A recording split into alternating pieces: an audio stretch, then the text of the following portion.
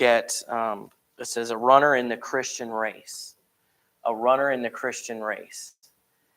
And we're going to be in Hebrews chapter 12, verse number 1. Hebrews 12 and verse.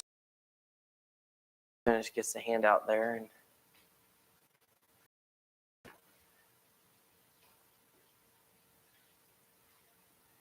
encourage you to follow along. And I know there'll be some things that I'll cover that maybe not be in your notes, but I know sometimes when you have a sheet of paper, it also helps you to keep a little better notes too as well. Did you give Gavin one? Give Gavin one. And did you give Miss Shannon one? Put one down where Miss Shannon sits next to Noah. Did you give her one? Put one down for where Miss Shannon is. There we go. Thank you.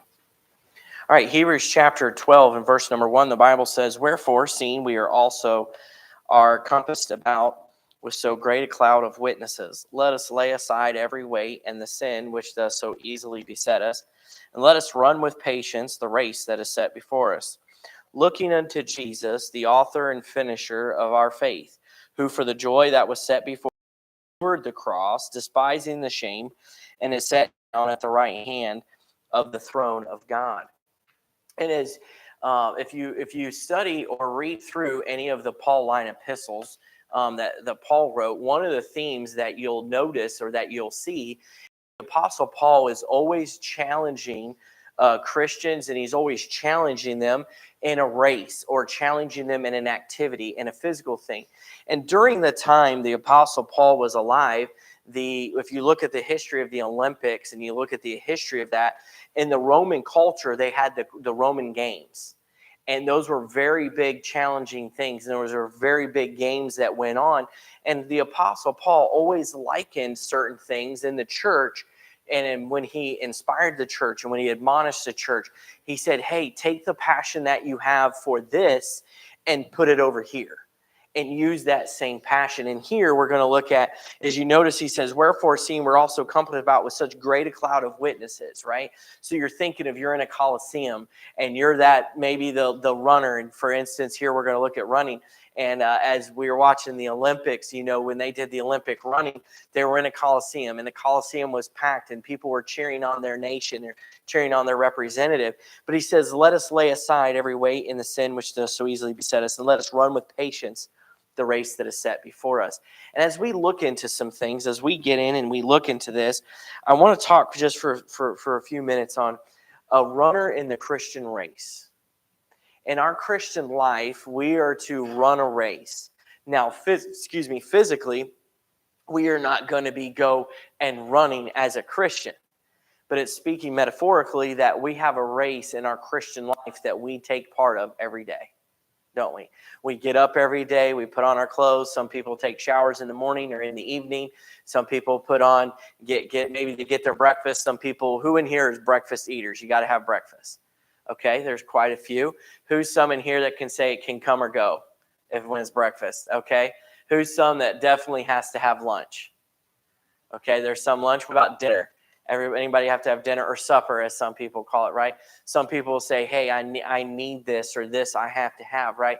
But you get up and you make it. I can go sometimes if I'm not hungry, I can go without breakfast, but I love breakfast. A nice pancakes or bacon and sausage, or you name it, it'd be great, right? You can have that. So, but when you get up, you have a pattern that your life or that you go off every morning. Some people wake up at 5 a.m. Wakes up earlier than 5. Okay, Jeff does. What about between 5 and 6? Okay, about between 6 and 7. Okay, all right, 7, 8, 9 to 10.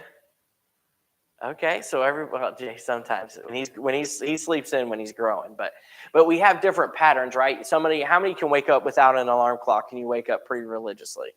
Okay, without, it's just your body. How many need an alarm clock, right? Hey, I got to have that snooze, right? You got to have that. And some bodies, what's interesting for me the last couple months is my body's changing, just different things that I'm doing.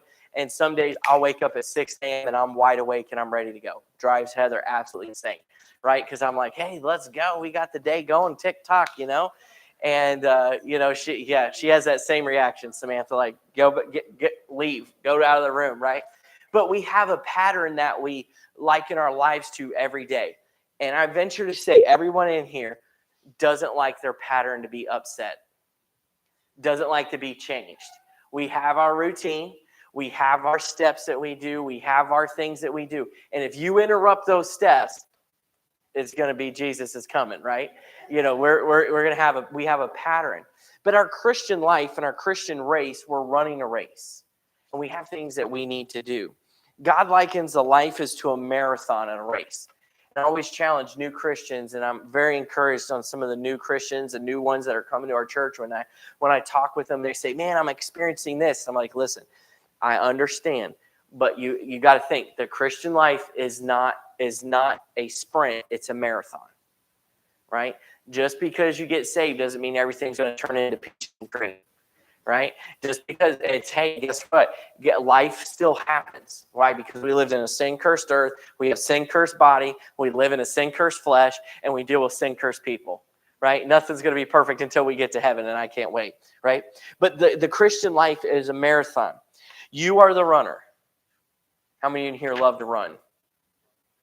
Jace, okay. Who used to run? Miss Dean, you used to run? Okay. I absolutely hate running. When I started running, I was just like, this is the worst ever. And I have to push myself. I don't like to run. But we're a runner in the Christian race. And God is our coach.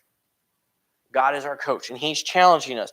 A successful race is possible for every child of God who submits to the coach's instructions and runs with patience until he crosses the finish line.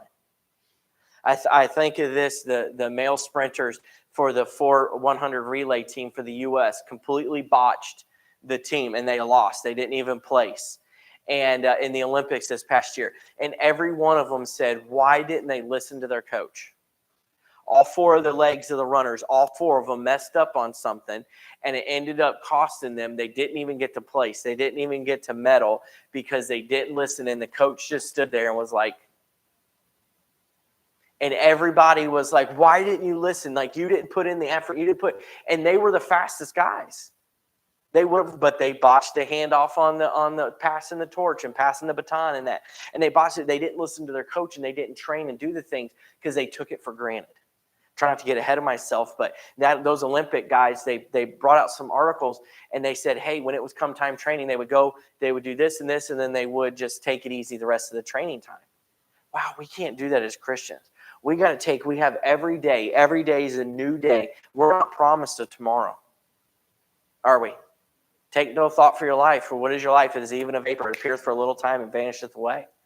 Right? We're not promised a tomorrow. So we have to take today, and we have to run with patience and run with it for that we have. Number one, why run? Why run? Right? What is the motivation of a runner in the Christian race?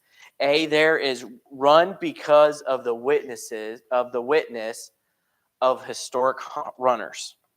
You say, what do you mean? Hey, there's ones that are for us that accomplished great things. I'm going to rattle off a bunch. Look at Hebrews chapter 11, the hall of faith. We go through all those, right? Look at this. Abel offered a blood sacrifice by faith. Enoch pleased God by faith. Noah built an ark by faith. Abraham obeyed God and moved to Canaan by faith. Sarah delivered Isaac at 90 years old, a woman by faith. Think of that. 90 years old, she had a baby. Right? Some today would be like, nope, I'm 90. Nope, pass that baton on to the younger crowd, right? But think of that by faith. Those are some of the ones that went before us. They ran their race. Abraham offered up Isaac by what? Faith. He said, hey, I'm going to go offer by faith. Why are we running? It's because of the historic runners that ran before us that carried those batons. Isaac and Jacob blessed their sons by faith. Joseph encouraged Israel to return to the promised land by faith. Moses' parents hid Moses by faith. Moses chose to suffer affliction with his people rather than enjoying pleasures by faith. He said, hey, I'm going to choose to suffer with people. Moses led the children of Israel through the wilderness. But what did Moses do? Did he smite the rock when God said, speak to it? And what did God say? Nope. you don't get to go in the promised land. Yes, I told you to smite it before, but this time I told you just speak to it. Very powerful. I heard this, pause on this right here. I heard a guy was talking about recently in Israel, in the dry desert area, they believe they found the place where that rock that spilled out that water. Because in that area, there's always green vegetation right in that area. And they said there's no way to explain it. There's nothing they can ever really believe, based on historic evidence of everything what it was, that could be a place, could be where Moses, that water, where God spoke and the water just came up, and there's right there's green vegetation. All the rest around is all desert. And they said there's only one place that could possibly be. They'd never know, right? But think of that. By faith, he did that. Rahab spared the lives of the Israel spies by what faith? And think of the faith of our runners. And we can go through Charles Spurgeon and all the ones that went through and printed in the Bible and went and did our heritage of the Baptist, right? And a heritage of the Bible that we had. They all pressed on, and by faith, they did this. Those that are on before us. Running the Christian race is not accomplished by special talent, reserved for a select few, but rather by ordinary people who have faith in an extraordinary God. I'm nothing special. If you were to go to say, hey, is this the well-polished, well-rounded? Yeah, not this guy right here, okay? And each of us, if we were to look at us each in our own life, we're not anything special. But all we said is, here am I, send me. Right? Here am I, send me. God, use me. Whatever you could take, whatever you could do. Think of Moses. What was Moses' problem when he says, I can't do it? What was the thing he said? Slow to speech. And he stuttered. I can't do that. You guys would not know this, but I have a speech problem. I stutter, and it was a really bad, and I had a really bad stuttering problem. And my mom does. She can't put S's together. Really bad. My mom, she can't do that. And but I had a little bit of that. But you know what? God, through different things, hey, God can take, hey, he just needs ordinary people and leave the impossible up to him. Because if we say we can do the impossible, then why would we need God? Right? We say, okay, God. God be like, okay, you got it. I'm going to back off. And then it's going to turn into a mess, right? So think about that, running the Christian life. Hey, God wants to use ordinary people who have extraordinary faith. Think of this. Hudson Taylor was a missionary, English missionary in China for over 50 years. Through his labors, thousands of Chinese were saved, and many other missionaries came to China. Our tendency when looking at such success in other Christians' race is to think, wow, he must have been some super Christian. However, Hudson Taylor knew better. He explained, God is not looking for men of great faith, only some common souls like you or me, to trust in his great faithfulness. And when I was reading and studying this yesterday and today, and I have that, and I was just like, wow, ouch. Right? He's just wanting somebody to just say, hey, I'm here. I'm willing to do whatever, God, you'd have me to do. And then God says, hey, I'm going to take it from here.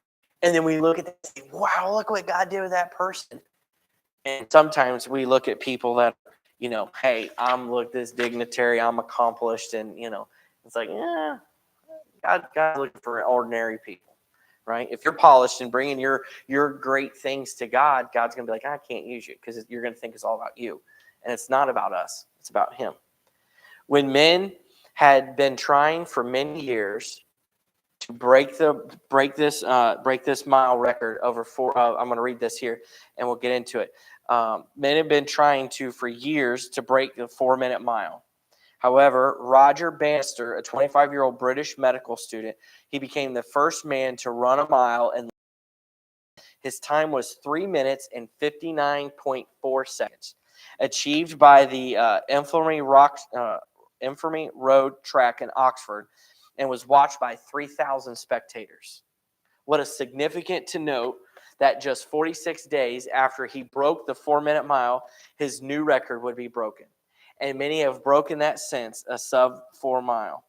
The current record, and I didn't look this up today, but when this was written last year, 3 minutes and 43.13 seconds for a mile, right? But think of this. When you run your Christian race by faith, think of this. Other Christians are encouraged to press on in their race.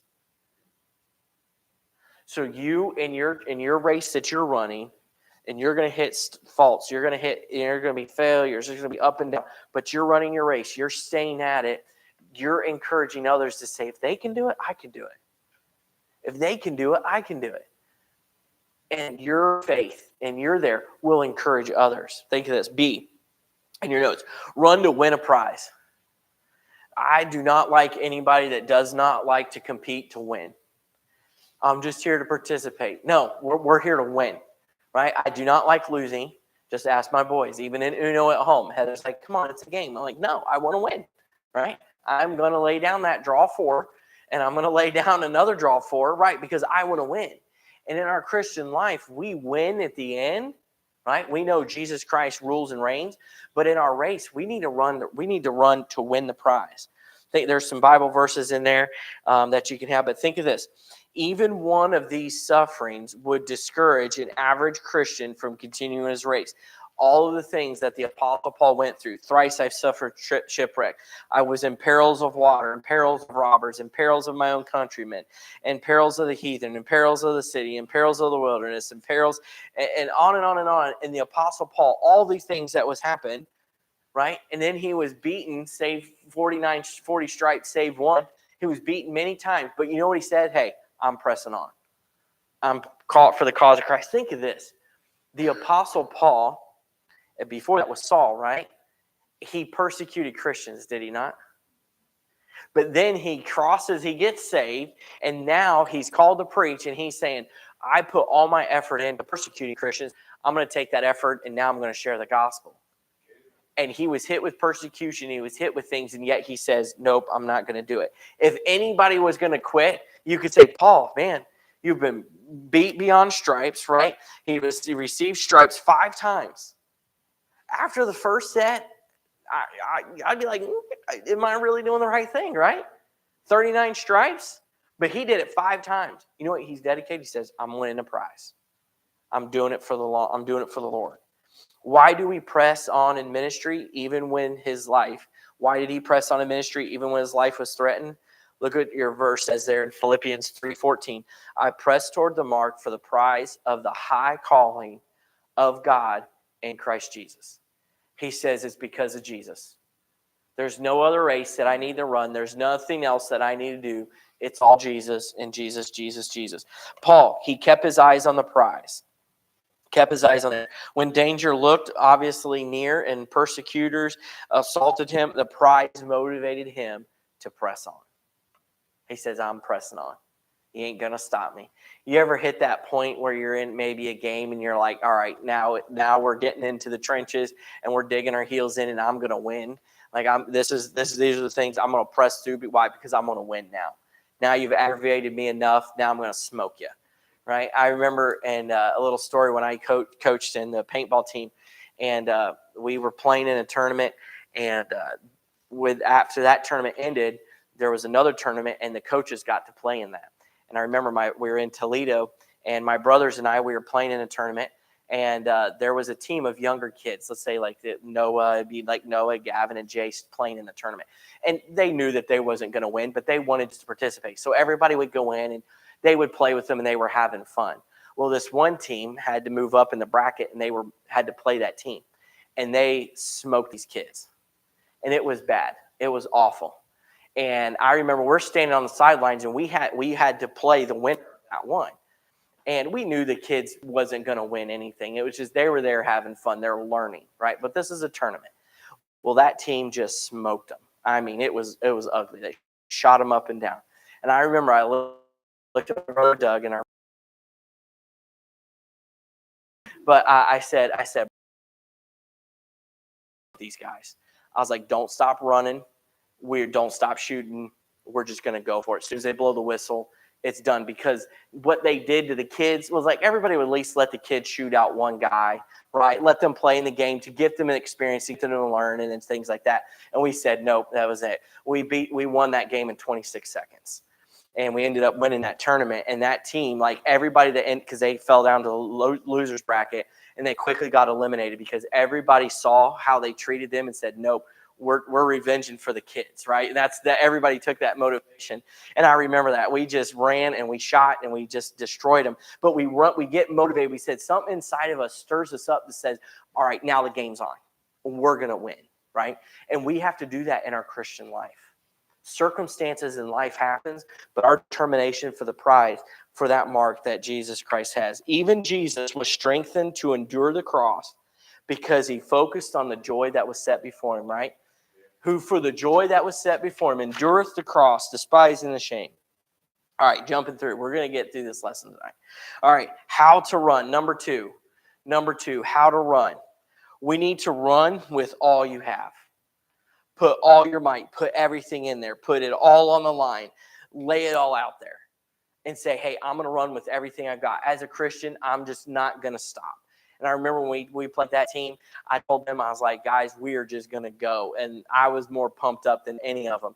And we just ran that, and we smoked that team. We said, we're not going to let them win. And that's what we have to do as a Christian. We're not going to let this world win. We're not going to let this world go. We know we win at the end, but I'm not going to let them go without giving them the gospel. Hey, here's Jesus. Hey, here's Jesus. Hey, here's Jesus. You know, why can I walk through a trial and have peace and comfort? Hey, because it's Jesus. And do you know the God there?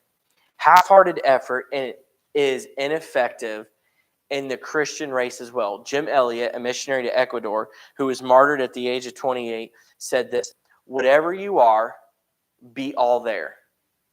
Live to the hilt every situation you believe to be the will of God.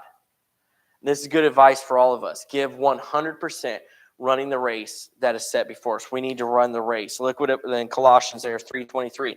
And whatsoever you do, do it heartily as unto the Lord and not as unto men, right? Run.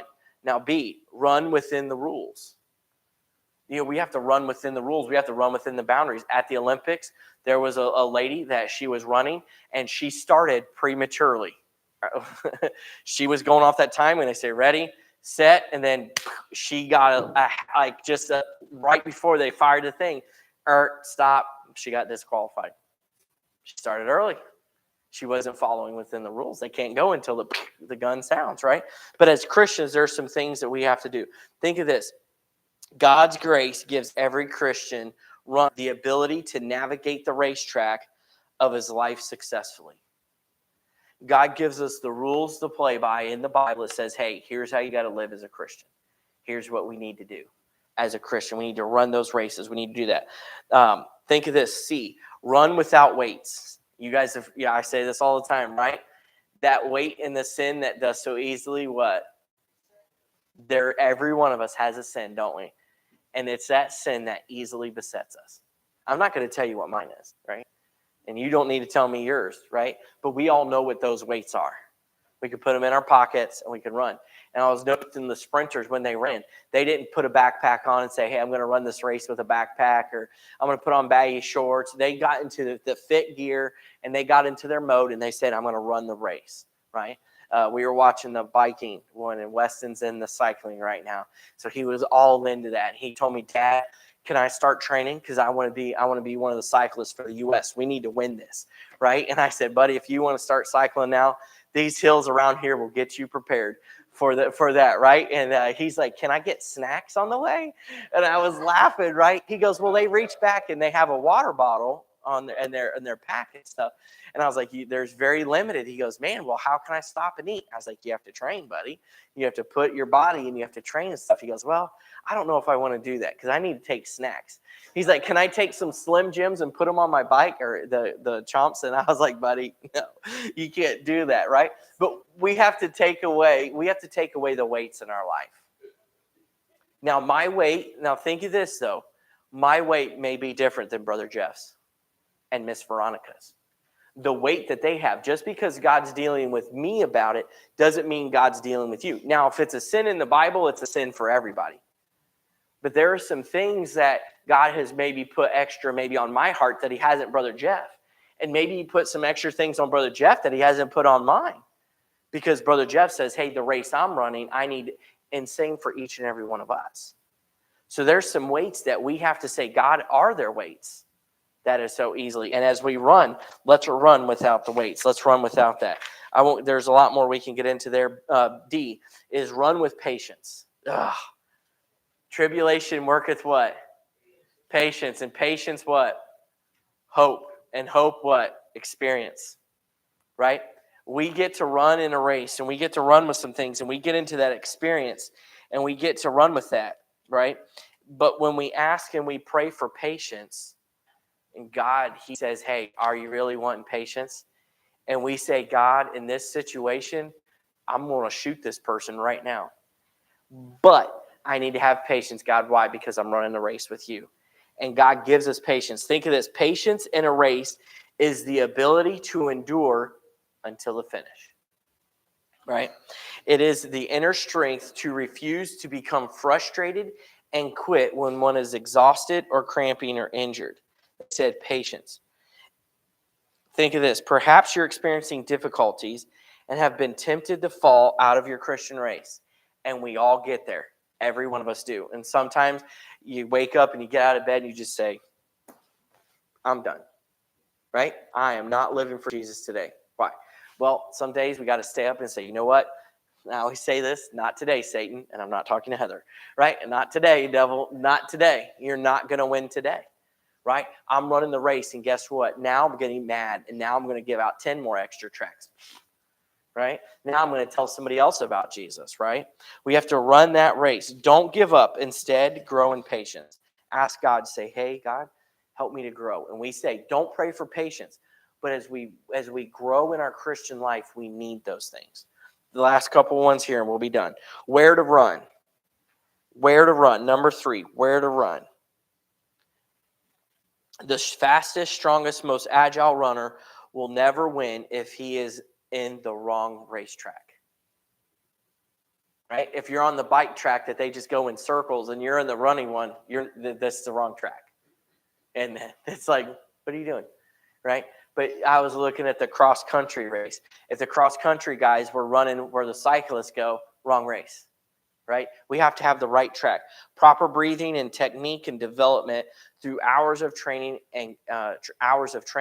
accomplishes nothing if he reaches the wrong finish line.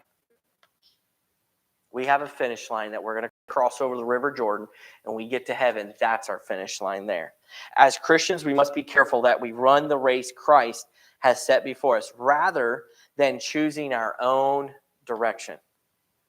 Oh, when I read that, I was like, really? Why'd you have to put that in there, right?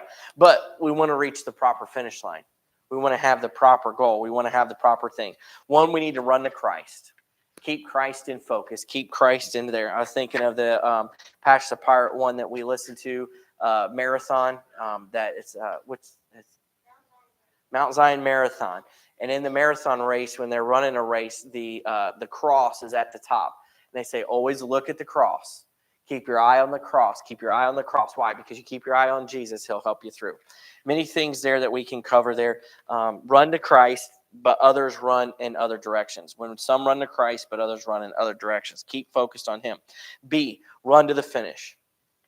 Runners have one goal in mind, the finish line. They are willing to endure fatigue, pain, and heat just to cross the line. Even if they collapse on the other side of exhaustion, guess what they can say? I crossed the line. We know many stories of all the things that have happened and struggles and all that. And you know, a lot of them say they still finished. Why? Because I needed to finish. I needed to cross that finish line. As we cross the finish line, think of this. May each of us have the joy of crossing the finish line and finding ourselves in the arms of our Savior. Right? I think of the loved ones, and many of us have loved ones that have crossed on before us, and maybe some that are in the transition or things in those areas. And it's like, hey, what did the Apostle Paul say? Hey, run the race. And the Paul said, hey, I fought a good fight. I finished my course. I have kept the faith. And when we finish that finish line, when we cross that finish line, it's Jesus that's going to be there. And I'll finish with this. As a Christian runner, we have the privilege of running the course that he has designed for each of us. And remember, each one of us have a different course that we have to run in our race. He has designed for us. With a prize before us and our weights behind us, we must strive every day to throw every ounce of our energy into winning the race. When obstacles come, we must meet them with patience.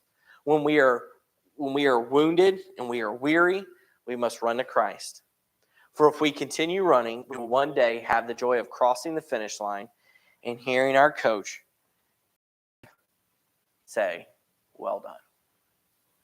And I hope that's each of us as we're running our races as Christians, as we're running there, there's something to help us this week and over the next, as people are going back to school and we got fall time coming up and we're going to be busy and a lot of things are going on. We have to remember that we're in a race. My race is different than Miss Veronica's, than it is Shannon's, than it is Noah, than it is Pat's and Cindy's. But we're all to run a race. And we're all to say, Christ, we're looking unto you, the author and finisher of our race. Author and finisher of our course that is set before us. Okay? So I hope this is a little blessing. We'll read through some of the, I know we went through, there's a lot of stuff that I could have went into, but read through those verses at home and maybe restudy that back through and ask God, say, hey, God, what are some things in my life, in my race? Am I in the right race?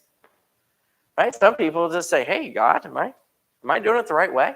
Make sure, God, if not, hey, help me to get into the right race and help me get into the right thing for us. So I pray this was a blessing to you. And as I read through it, God had challenged me even more in the race that I'm in. So I want to thank the Lord for that. And thank everybody for coming out tonight. And we're going to do something a little bit different real quick. Brother Gavin, would you mind dismissing us in prayer, please? Okay. All right, go ahead and dismiss in prayer.